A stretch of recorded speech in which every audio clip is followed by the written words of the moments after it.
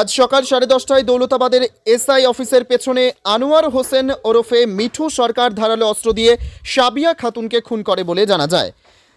সাবিয়া খাতুনের বাড়ি দৌলতাবাদের 6ঘড়ি পঞ্চায়েত এলাকায় মির্জাপুর এলাকায় এবং আনোয়ার হোসেনের বাড়ি হাজিরপাড়া এলাকায় বলে জানা যায়। সাবিয়া খাতুন ওরফে রুম্পা খাতুনের সাথে আরেকজন বান্ধবী ছিল বলে জানা যায়। দুজনের মধ্যে এসআই অফিসের পেছনে বচসা শুরু হয়। অন্য বান্ধবী ছুটে গিয়ে মানুষজনকে ডাকতে শুরু করে। এলাকার মানুষ ছুটে এসে দেখে রক্তাক্ত অবস্থায় সাবিয়া খাতুন পড়ে রয়েছে এবং আনোয়ার হোসেন ওরফে মিঠু সরকার ছুটে পালিয়ে যাচ্ছে। ঘটনার খবর দৌলতাবাদ থানায় জানানো হলে তড়িঘড়ি মৃত সাবিয়া খাতুনকে থানায় তুলে নিয়ে যায়। তারপর ময়নাতদন্তের জন্য বহরমপুর মেডিকেল কলেজ ও হাসপাতালে পাঠানো হয়। রুম্পা খাতুনের বান্ধবীকে পুলিশ হেফাজতে রাখা হয়। স্থানীয় সূত্রে জানা যায়, সাবিয়া খাতুন এবারে নিমতলা উচ্চ বিদ্যালয় থেকে উচ্চ মাধ্যমিক পাশ করে গতকাল লালবাগ কলেজে ভর্তি হওয়ার জন্য ফর্ম ফিল আপ করে। এছাড়া মনোয়ার হোসেন পেশায় রাজমিস্ত্রির কাজ করে। মনোয়ার হোসেন তার প্রেমিকাকে খুন করে বাড়ি গিয়ে পুলিশকে ফোন করে ডেকে স্যালেন্ডার হয়েছে বলে জানা যায়। এখন সে পুলিশ হেফাজতে। পুলিশ সূত্রে জানা যায়, প্রেম ঘটিত কারণেই হত্যা করেছে প্রেমিক। ব্যুরো রিপোর্ট, এসটিভি নিউজ, সময়ের সাথে সত্যের সন্ধানে। হাজিরপাড়ায় ছেলেটার নাম মিঠু, ওই ভালোবাসা করেছিল।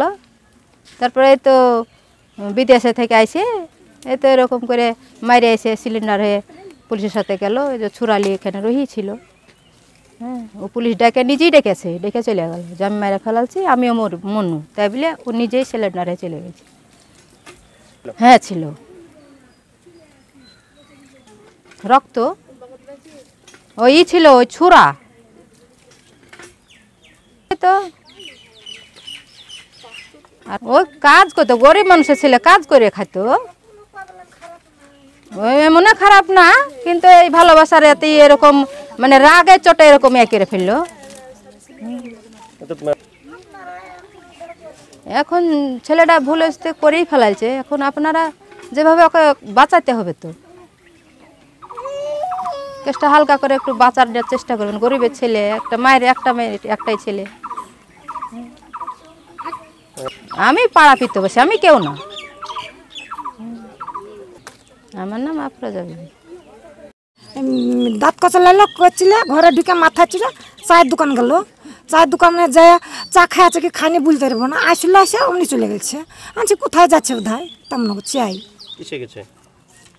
গেছিল মোটর সাইকেলে। তারপর দিয়ে তো আসে ওই বলছে যে আমি আমার জীবন নষ্ট করেছে, ওকে মা মারে ফেলালছি আমি। তাই বলছে এই কথা, আর বাড়তি কথা কিছু বলেনি। আমাকে বলছে, আমাকে ওই ছুরিকে মেরে ফেলালছে বলছি, আমার জীবন নষ্ট করে ফেলাইছে, ওকে মেরে ফেলালছে এই কথা। আর বাড়তি কথা কিচ্ছু বলেনি। পালায় উনি, আমার ছেলে ফোন করছে পুলিশকে, আমি মার্ডার করেছি, আমাকে তুলে নিয়ে যান বলছে। আর বাড়তি কথা কিচ্ছু বলেনি। পারবো না, ওরাও বলতে পারবো না। আমার বাড়িতে অন্যায় জানি না। ওটা আমি বলতে পারবো না। তো আমার ছেলে চলে এসেছে, আমি ছাগলের বাচ্চা শিয়ালে ধরিয়েছে, আমি ওই দূরতে করছি। ওর কাছে ছিল কি ছিল না ওটা বলতে পারবো না। না, আমার বাড়িতে অস্ত্র মস্ত্র কিচ্ছু নাই। অনেকে অভিযোগ, আপনার ছেলে নামে অভিযোগ, আরো ঘুরি ঘুরি অভিযোগ আছে, ও নাকি বদমাইশি এবং অনেক এর সঙ্গে। ওটা আমি বলতে পারবো না, বাবা মা শোনা আমার বলতে পারবো না। ওই মিজান লিয়ে গেছে, মিজানকে ফোন করুন আমরা, মিজান এসে লিয়ে পুলিশের সাথে রাস্তা থেকে লিয়েছে, বাড়িতে ঢুকান। আমার ছেলেও মিজানের কাছে গেল। মজিদা বিবি।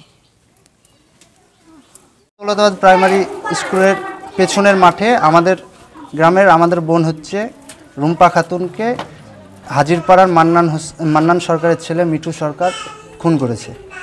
তো বর্তমানে আমার বোন মেডিকেল কলেজে নিয়ে গেছে, আর ছেলেটাকে কিছুক্ষণ আগে পুলিশ অ্যারেস্ট করলো। কী কারণে সেটা ধরেন আমরা জানি না, সেটা ধরেন পুলিশ তদন্ত করে জানতে পারবে কী কারণে হয়েছে না হয়েছে, সেটা তো আমরা জানি না। আর আমার বোন বর্তমানে কলেজে পড়ছে, লালবাগ কলেজে ভর্তি হয়েছে গতকাল, আর নিমতলা হাই স্কুল থেকে এইচএস পাস করেছে এবারে। খুনির কঠোর থেকে কঠোর শাস্তি হোক, কঠোর থেকে কঠোর, যাতে খুনিকে কোনো রকম রাজনীতির দোহায় কিংবা কোনো কোনো কিছুরির মাধ্যমে যাতে খুনি কেসটাকে দুর্বল করা না হয়। কেসটা যেন কঠোরভাবে হয়নি যেটা শাস্তি পাওয়া দরকার সেটাই যেন পায়। আমার নাম সেলিম রেজা, ডাকনাম সুজন, বাড়ি এখানেই।